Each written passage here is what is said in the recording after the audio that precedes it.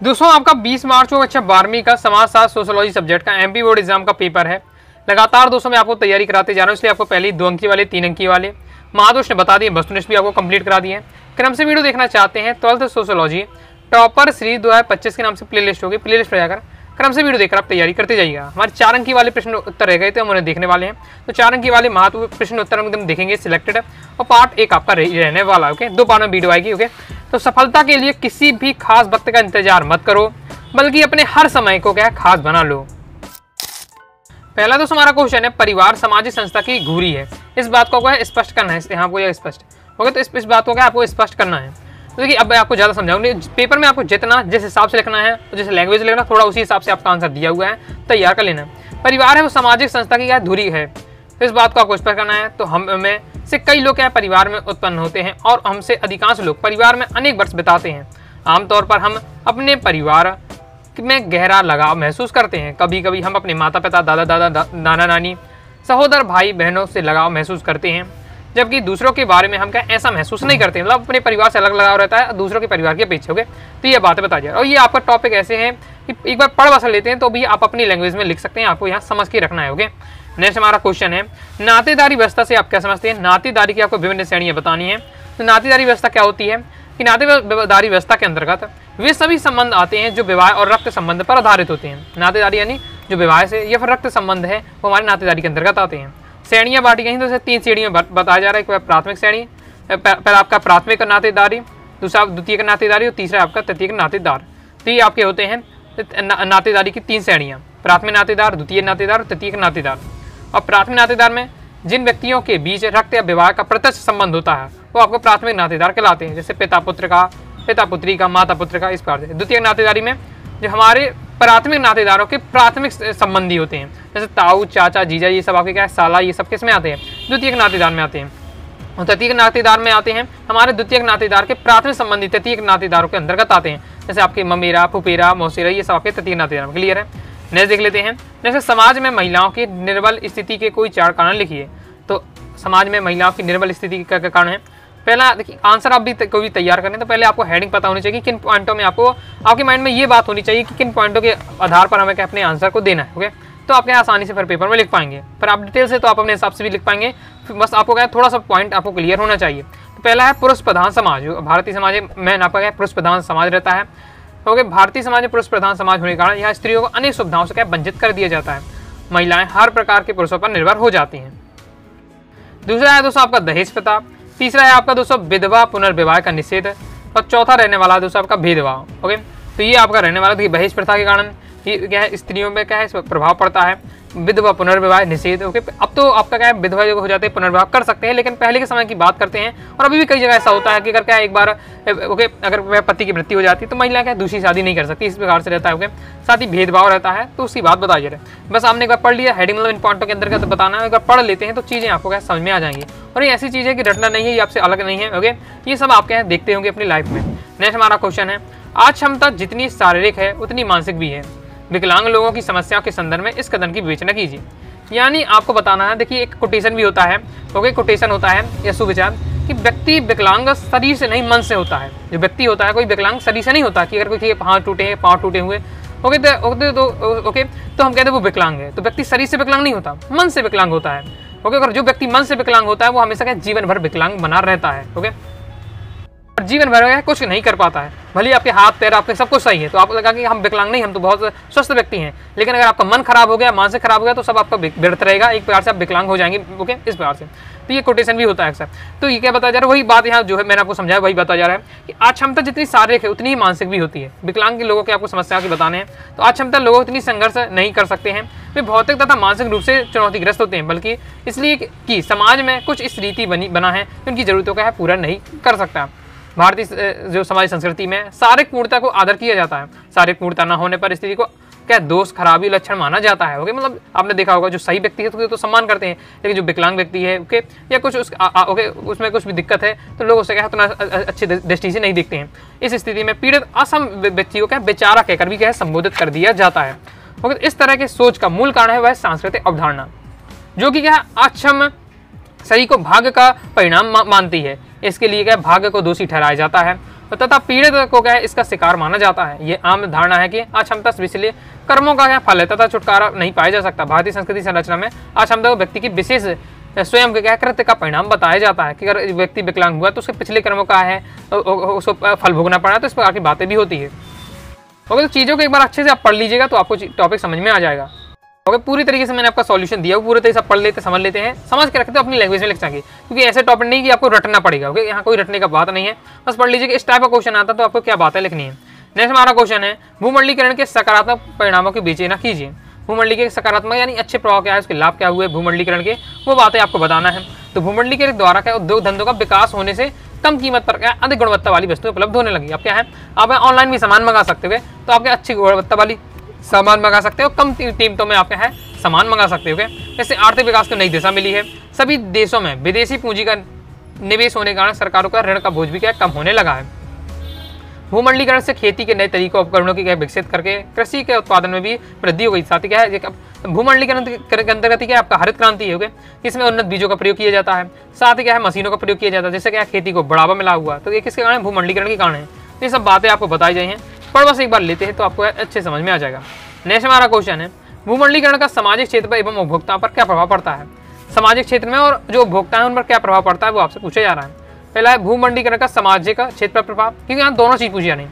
भूमंडलीकरण का सामाजिक क्षेत्र पर पहले प्रभाव बताओ, भूमंडलीकरण का आपका क्या है उपभोक्ता पर क्या प्रभाव पड़ता है। तो भूमंडलीकरण सामाजिक क्षेत्र पर क्या प्रभाव पड़ता है कि भूमंडलीकरण से सामाजिक क्षेत्र में काफी प्रभावित किया गया है।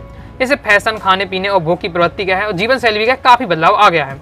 अब शायद संसार के एक भाग से दूसरे भाग में हर एक यह चीज मौजूद हो गई है। तो उपभोक्ता पर क्या प्रभाव पड़ता है, भूमंडलीकरण के कारण उपभोक्ताओं के लिए उपभोग के नए विकल्प की वृद्धि हो जाती है कि हम क्या है अब वैरायटी हमारे पास आ गई। पहले समय क्या था कि अगर मान लीजिए हम गांव में रहते हैं, गांव में कोई सामान हमें लेना है तो वो एक ही कंपनी का अगर दुकानदार रखे तो वही हमें मजबूरी में लेनी पड़ता था।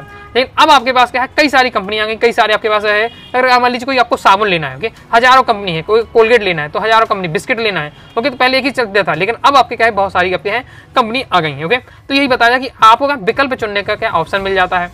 ओके, हम अपने हिसाब से देख सकते हैं।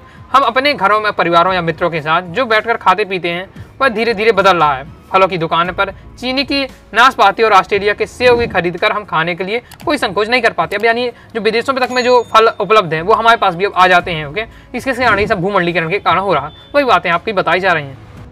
ओके, आगे देख लेते हैं। जैसे मैं आपको समझा रहा हूँ इसी वजह से आपको बस माइंड में बातें रखना है और अपने हिसाब से आप सेट कर सकते हो। ओके, जैसे कृषक आंदोलन के कारण लिखी, कोई 4 कारण बताना जो कृषि आंदोलन होता है। जैसे क्या क्या कारण होते हैं, पहले भूमि का असमान वितरण।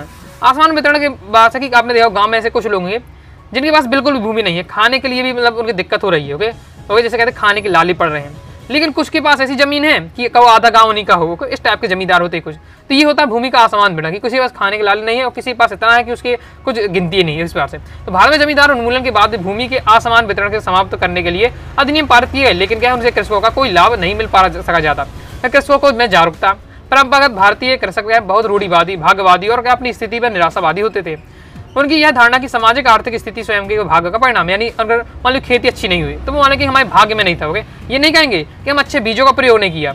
ओके, हमने अच्छे बीजों का प्रयोग नहीं किया है, साथ ही हमने अच्छे खाद का प्रयोग नहीं किया है या तकनीकी का प्रयोग नहीं किया है, ये ना कह के कहेंगे कि हमारे भाग्य में नहीं था। इस प्रकार से उनकी क्या है उनकी जागरूक नहीं है, इन चीज़ों को जानते नहीं, इसलिए लगता है कि ऐसा होता नहीं। ओके, इस प्रकार से नेक्स्ट है अगर कोई स्टूडेंट कम नंबर आते तो कहते हैं अरे मेरे भाग में नहीं थे। भैया आपने पढ़ा ही नहीं है, जब किताब खोली ही नहीं है तो कहाँ से नंबर आएंगे। ओके, तो इसकी प्रकार की बात हो रही है।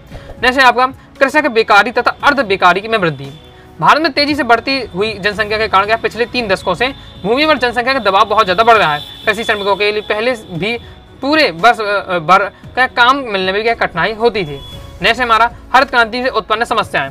हरित क्रांति से कैसे उत्पन्न समस्याएं कि भारत में जब हरित क्रांति एक आंदोलन के रूप में आरंभ हुआ तब यह संभावना व्यक्त की गई कि कृषि की नई नीति कृषकों के लिए अनेक असमानताएं उत्पन्न होगी। भी आप यहाँ कृषक आंदोलन के कारण। नेक्स्ट हमारा क्वेश्चन है भारत में प्रमुख सामाजिक आंदोलन के संक्षेप में वर्णन कीजिए। भारत में सामाजिक आंदोलन आपको बताना है, देख लेते हैं। अब 4 नंबर के क्वेश्चन में हम पढ़ रहे हैं तो 4 आपको पढ़ के रखना है। पहले आपका समाज सुधार आंदोलन हुआ, तब समाज सुधार आंदोलन कई सारे आंदोलन, ब्रह्म समाज, प्रार्थना समाज, आर्य समाज, रामकृष्ण सत्यशोधन समाज, ये सब आपका आए। थियोसॉफिकल सोसाइटी बनी, तो ये सब क्या थे समाज सुधारक आंदोलन के अंतर्गत थी। ओके, नेक्स्ट हम देख लेते हैं पिछड़ी जातियों के आंदोलन हुआ, पिछली जाति के आंदोलन में जैसे आपका पैदल पैंथल आंदोलन हुआ, यादव आंदोलन, ओके, श्री नारायण धर्म आंदोलन, दलित आंदोलन, तो ये सब किसके लिए दिए पिछड़ी जातियों के आंदोलन थे। फिर किसान आंदोलन में इस प्रकार से दिया कि किसानों ने अपना आंदोलन किया। जिसमें आपका खेड़ा आंदोलन है, बारदोली आंदोलन है, तेलंगाना आंदोलन है, चंपारण विद्रोह है, ओके, नील विद्रोह है। तो ये किसी किसानों ने किया था। ओके, तो ये आपको नाम याद रखना है, क्योंकि पेपर में आपका ऑब्जेक्ट में पूछ लिया जाता है कि कोई भी 2 कृषक आंदोलन, किसान आंदोलन के नाम लिखिए, तो लिखना पड़ेगा आपको। इसलिए ऐसे महिलाएं आंदोलन के हुए, महिलाओं के लिए कई सारे आंदोलन किए। ओके, भारत में महिलाओं की स्थिति सुधार और महिलाओं के संबंधी अनेक कुप्रथाओं को समाप्त कराने तथा समाज में उन्हें बराबरी का दर्जा देने के लिए अनेक सारे आंदोलन हुए उनके लिए भी। ओके, नेक्स्ट देख लेते हैं। नेक्स्ट हमारा क्वेश्चन है, वे कौन से नियम है जिनका पालन करने के लिए जाति व्यवस्था बांध करती है। मैं देखिए, कोई आपको 4 बताने, ऐसे कौन कौन से नियम है जाति जिनका पालन करने के लिए जाति व्यवस्था में बांध कर रही है। पहला है कि जाति का निर्धारण जन्म से होता है। एक बच्चा अपने माता पिता की जाति ही जन्म लेता है। ओके, जैसे आपको कोई भी किसी भी जाति के, आप किसी भी कैटेगरी के, ओके, तो आपके अपने जाति डिसाइड नहीं किया कि मुझे ये जाति का बनना। आप जैसे जन्म से, आप जहाँ से आपको पैदा हुए हैं, वहीं आपके क्या माता पिता की जो जाति है वही आपको मिल जाती है। तो कोई भी ना जाति बदल सकता है, ना ही हो सके छोड़ सकता है, ना ही इस प्रकार बात का चयन कर सकता है कि वह जाति में शामिल हो अथवा नहीं हो। इस प्रकार से जाति, ये आपका पहले जाति व्यवस्था बांध दोगे। दूसरा है, जाति की सदस्यता के साथ ही विवाह संबंधी कठोर नियम का शामिल हो जाते हैं। जाति क्या है, समूह सजातीय होनी चाहिए, विवाह समूह के सदस्यों में भी होना चाहिए। ये मतलब अगर आप जिस जाति में पैदा हो जाए तो उस जाति के जो विवाह करने के तरीके होते हैं, ओके, और जो बातें होती है, नियम होते हैं, तो वो नियम को भी पालन करना पड़ेगा। वो बात बताई जा रही है। एक जाति में जन्म लेने वाला व्यक्ति उस जाति से जुड़े व्यवसाय को ही अपना सकता है, व्यवसाय वंशानुगत भी हो सकता है। साथ ही कई बार व्यवसाय से ही बांध दिया जाता है कि जो हमारे जाति के लोग कर रहे हैं वही आपको भी करना पड़ेगा व्यवसाय। इस प्रकार से तो जाति में स्तर तथा स्थिति का अधिक्रम होता है। हर व्यक्ति को एक जाति होती है और हर जाति का सह सभी जातियों के अधिक्रम एक निर्धारित स्थान होता है। नेक्स्ट हमारा क्वेश्चन है, जाति जनजाति में आपको अंतर बताना है, इंपॉर्टेंट रहने वाला है। तो जाति क्या है, मानव निर्मित व्यवस्था है, क्योंकि जनजाति का विकास निश्चित भूभाग, भाषा और संस्कृति के आधार पर होता है। जो कि जनजाति क्या है, उस एरिया का और उनकी भाषा कैसे संस्कृति, उसके आधार पर जनजाति डिसाइड होती है। क्योंकि जाति तो क्या है, मानव निर्मित व्यवस्था होती है जो हमें जन्म से मिलती है। जाति एक सामाजिक संगठन, जबकि जो जनजाति क्षेत्रीय संगठन के अंतर्गत आता है। जाति के सदस्यों में भाषा व संस्कृति भिन्नता पाई जाती है। हो सकता है अलग अलग जाति के लोग अलग अलग भाषा बोलें, लेकिन जनजाति में क्या हो, जो सदस्य होते हैं उनके बहुत हाई चांसेस सांस्कृतिक असमानता पाई जाती है। मतलब कि संस्कृति अलग अलग नहीं होती सांस्कृतिक। ओके, संस्कृति जो होती है, भाषा होती है, लगभग एक ही होती है। तो वो बातें बताई जा रही है, तैयार करके रखना है।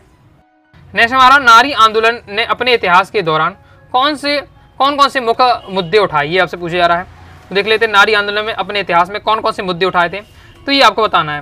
पहले तो देखिए, राजा राम मोहन राय ने सामाजिक धार्मिक दशाओं में स्त्रियों की दुर्वस्था में सुधार के लिए बंगाल में प्रयास किया। उन्होंने म्यांमार, राजा मोहन राम की सबसे ज़्यादा राय की सबसे ज़्यादा भूमिका किसमें थी, सती प्रथा के विरुद्ध उन्होंने अभियान चलाया। ओके, उन्हीं के प्रयासों से फिर क्या है, लॉर्ड विलियम बेंटिंग था, इसने क्या है सती प्रथा में बैन लगा दिया, ओके, बंद कर दिया था। ओके, तो इसमें जो प्रयास किया था, आंदोलन किया था सती प्रथा के लिए, किसने किया था, राजा राम मोहन राय ने किया था। ओके, फिर ज्योतिबा फुले की बात करते हैं, तो इन्होंने क्या है, स्त्री शिक्षा के लिए विशेष महत्व दिया। पहले समय क्या है, स्त्रियों को पढ़ने के लिए कोई अधिकार नहीं था। जैसे उनके इनकी जो उनकी पत्नी थी, ओके, सावित्रीबाई फुले, तो उनको भी क्या है, मतलब उनके पढ़ने नहीं दिया जाता। फिर ज्योतिबा फुले ने उन्हें पढ़ाने का प्रयास किया। जब लोगों को पता चला कि अपनी पत्नी को पढ़ा रहे हैं, यानी महिला को पढ़ा रहे हैं, मतलब एक स्त्री को पढ़ा रहे हैं, जबकि हमारे समाज में क्या है, स्त्री को पढ़ाना मना है। ओके, उस समय की बात है, पहले के समय की बात करें तो उन्हें क्या है, समाज से बाहर निकाल दी। किसको, ज्योतिबा फुले, उनकी पत्नी को समाज से बाहर निकाल दी, उनके घर वालों ने बाहर निकाल दिया कि तुम एक स्त्री को पढ़ा रहे, इस प्रकार से, इस टाइप से। ओके, फिर उन्होंने क्या है, कई सारी संस्थाओं की स्थापना की, संदेश समाज बनाया और स्त्रियों की शिक्षा के लिए काम भी किया था। ओके, नेक्स्ट है, सर सैयद अहमद खान ने मुस्लिम समुदाय के कल्याण हेतु कदम उठाए थे। वे लड़कियों के घर की सीमा में रहते हुए उन्हें शिक्षा की हिमायती दी थी।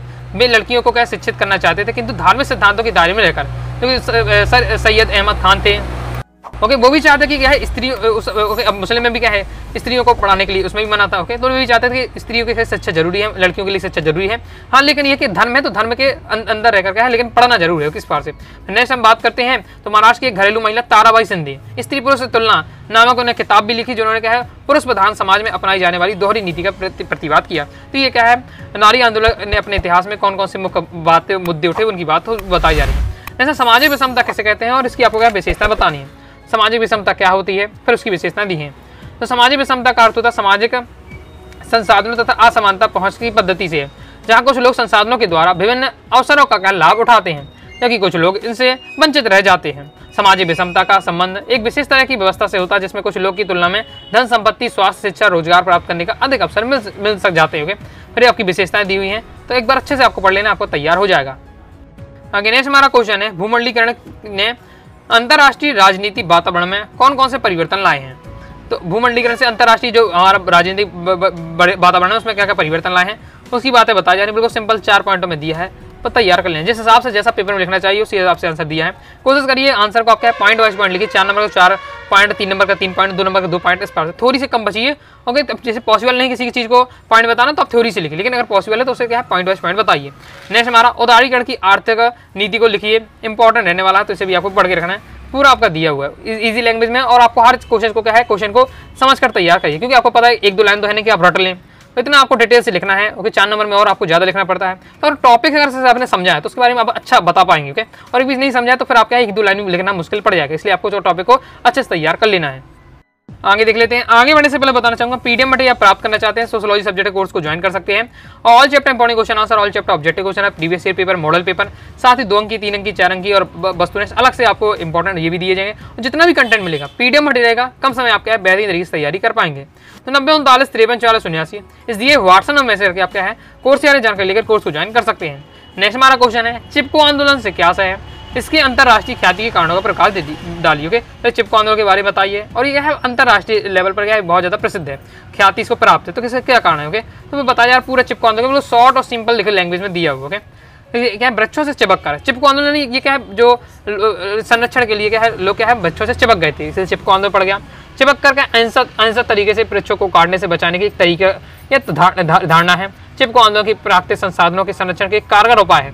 यह केवल बच्चों को बचाने का आंदोलन नहीं, अब तो क्या है भूमि की नीति में आमूलन परिवर्तन मांग स्थायी कल्याणकारी पक्ष के लिए भी क्या है आधार प्रस्तुत करता है। ये तो ख्याति ये क्यों प्राप्त हुई, क्योंकि चिपको आंदोलन बच्चों के संरक्षण तो सफल आंदोलन सिद्ध हुआ।